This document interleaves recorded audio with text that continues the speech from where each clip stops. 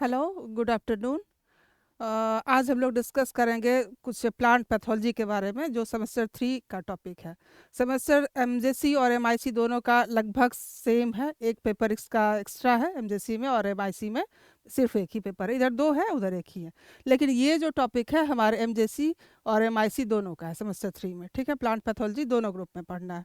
तो हम लोग आज एक plant disease late blight of potato के बारे में, जो कि पोटैटो ट्यूबर्स का डिजीज़ है, उसके बारे में डिस्कस करते हैं कि इसका क्या है, डिजीज साइकिल कैसे है, इसका काउजल ऑर्गेनिज्म क्या है, इसका फिर ग्रोथ कैसे होता है, ये कौन सा फंगल डिजीज है, बैक्टीरियल है, या जो भी है क्या है, इसको हम लोग आगे डिस्कस करेंगे।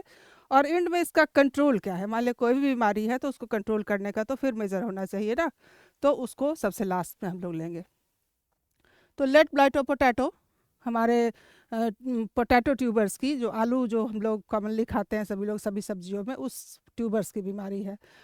ये आलू बीमारी दो डिजीज़ है इसका, एक तो है लेट ब्लाइट ऑफ पोटैटो और एक दूसरा है अर्ली ब्लाइट ऑफ पोटैटो। दोनों ही हमारा फंगल डिजीज़ है। तो हम लोग बारी बारी से दोनों डिजीज़ को, आज हम लोग इसको करते हैं, फिर नेक्स्ट क्लास में कभी हम लोग अर्ली ब्लाइट ऑफ पोटैटो करेंगे। तो लेट ब्लाइट ऑफ पोटैटो है, इसका काउजल ऑर्गेनिज्म है ऑर्गेनिज्म फाइटोप्थोरा इन्फेस्टेंस है, जो कि एक फंगस है। फाइटोप्थोरा इन्फेस्टेंस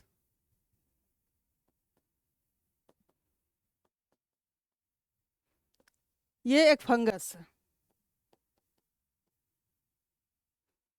फंगस है यानी कि एक फंगल डिजीज़ है। तो इसमें जो है डिजीज़ है, जो फंगस मान लिया, इस पे पहले तो इसके ये में क्या कहते हैं, डिजीज साइकिल में स्टार्ट होता है कि मान लिया इसका जो सिम्टम्स है, सबसे पहले हमारे लीव्स पे दिखता है। लीव्स इसका थोड़ा सा कर्ल होने लगता है, थोड़ा सा उस पर उजला उजला स्पॉट सा दिखता है। और धीरे धीरे ये चीज़ है कि जब हमारा फिर माइसेलियम, ये चूँकि फंगस है तो इसका माइसेलियम इसके अंदर अंदर पूरे बॉडी में इसका ग्रो करता है। स्टार्टिंग होता है मान लिया पोटैटो ट्यूबर में, पहले सीजन के पोटैटो में स्टोर रहा। उसके बाद हम लोग तो पोटैटो का उसका ट्यूबर ही लगाते हैं। तो फिर जब इसका प्लांट ग्रो करता है तो इसमें धीरे धीरे ये ऊपर की तरफ जाता है, ऊपर की तरफ गया, पूरे स्टेम में इसके सभी जगह फैला। फिर ये आता है हमारे लीफ में। लीफ में आता है तो वहाँ से हमको इसका एक्सटर्नल फीचर्स दिखने लगता है कि इसका कैसा कैसा डिजीज सिम्टम्स है। तो इसका लीफ है कर्ल होता चला जाता है। उसके ऊपर है कि वाइट वाइट सा धागा धागा सा दिखने लगता है। और ये जो इसका माइसीलियम है वो हमारे लीफ के स्टोमेटा के थ्रू बाहर आता है। बाहर आया, बाहर है, उसके बाद इसमें स्पोरेंजियोस्पोर्स के रूप में वो फिर उसका फ्रूटिंग बॉडी होता है। और फिर वो स्पोर्स डिस्पर्स होकर के पूरे इसके प्लांट पे कहीं जहाँ भी गिरा वहाँ भी थोड़ा सा इसका अपना डिजीज सिम्टम दिखाया। और फिर ये धीरे धीरे होते हुए जब मान लिया डिजीज साइकिल, ये जब डिजीज़ बहुत ज़्यादा सीवियर कंडीशंस में आ जाता है, तब जाके फिर ये पूरे प्लांट में गिरने के बाद फिर ट्यूबर को भी अफेक्ट करता है। तो इस तरह से पहले इसकी ये बीमारी ट्यूबर से स्टार्ट हुआ, फिर पूरे इसके बॉडी में ग्रो किया, और फिर इसके लीफ के स्टोमेटा के थ्रू बाहर आया, वहाँ से स्पोरेंजियोस्पोर, और उसके बाद स्पोर्स इसका डिस्पर्स होकर के by air, by water drop, किसी तरह से फिर ये उसके अदर पार्ट्स में गया। और एंड में यदि सीवियर कंडीशन हो जाता तब फिर अगेन ये ट्यूबर में इंटर कर जाता है। तो यही हमारा डिजीज साइकिल हो गया इसका। और इसका काउजल ऑर्गेनिज्म याद रखने की चीज़ है, फंगस है ये। फंगस का नाम ये हमारा फाइटोप्थोरा इन्फेस्टेंस है। इसी का दूसरा डिजीज़ ये, जैसे कि अर्ली ब्लाइट पोटैटो है तो उसका हमारा है अल्टरनेरिया सोलानी।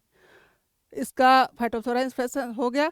तो फिर उसके बाद अब मान लिया कि हम लोग इस तरह से इसका डिजीज साइकिल हो गया, फिर से चला गया, तो अब हमारे साथ है कि इसका कंट्रोल भी तो कुछ होना चाहिए। इस तरह से ये हमारे यहाँ पहले तो कुछ हिल स्टेशंस में आया, ये डिजीज़ सबसे स्टार्ट में आया था, फिर उसके बाद फिर ये हमारे मैदानी भागों में फैल गया। और ये इस वजह से हमारा आलू का खेती बहुत ज़्यादा, बहुत हद तक बर्बाद होता है। तो इस तरह से हम इसका कुछ कंट्रोल मेजर्स जानते हैं कि क्या करें इसको। तो पहले तो इसका है कि जो डिजीज ट्यूबर्स है उसको पहले CO4 एस्टियोस्पोर के घोल में उसको पहले वॉश कर दिया जाए, कोल्ड स्टोर में रखने की व्यवस्था की जाए। दूसरा है कि इसका जो लीफ है उसको फील्ड में ही डिस्ट्रॉय कर दिया जाए, ताकि मान लीजिए लीफ पे ही पहले हमारा डिजीज, ये जो स्पोरेंजियोस्पोर्स के थ्रू जो हमारा इसका स्पोर्स डिस्पर्स होता है तो पहले लीफ के थ्रू बाहर आता है। मान लिया हम लीफ को फील्ड में ही डिस्ट्रॉय कर दें तो फिर वो अगेन वो आगे स्प्रेड ही नहीं कर पाएगा, वो चीज़ हो गया। तब है कि कुछ फंजीसाइड्स का है, जैसे कि उस सब का यूज़ करके इस फंगस को डिस्ट्रॉय किया जाए। और इंड में है कि जब हम लोग ये कोल्ड स्टोरेज में इसको रखते हैं तो उसके पहले इसको एक 1:2:4 के घोल में उस ट्यूबर्स को डिप करके उसके बाद स्टोरेज कंडीशन में लिया जाए, तो इस फंगल डिजीज से वैसे ही ट्यूबर्स हमारा प्रोटेक्ट रहेगा। और फिर अगेन जो इसका हम लोग खेती करेंगे, जो ट्यूबर्स को फिर हम लोग ज़मीन के नीचे डालेंगे तो वो डिजीज़ फ्री रहेगा, इस माइसेलियम से, इस फंगस से फ्री रहेगा, तो ये डिजीज़ फैलने से बचा रहेगा। थैंक्स।